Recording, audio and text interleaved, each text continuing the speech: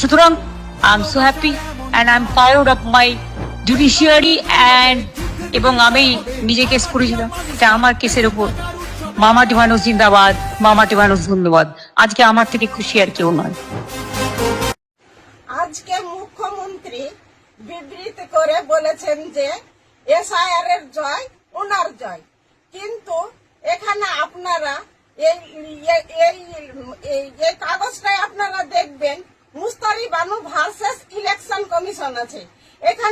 এখানে কোনো মমতা ব্যানার্জির নাম নেই, তিনি একদম মিথ্যাবাদী মহিলা। এই জয় মুস্তারি বানুর জয়, এই জয় সিপিএম এর জয়। এই রায় যদি আগে দিত তাহলে সাধারণ মানুষ আরো উপকৃত হতো।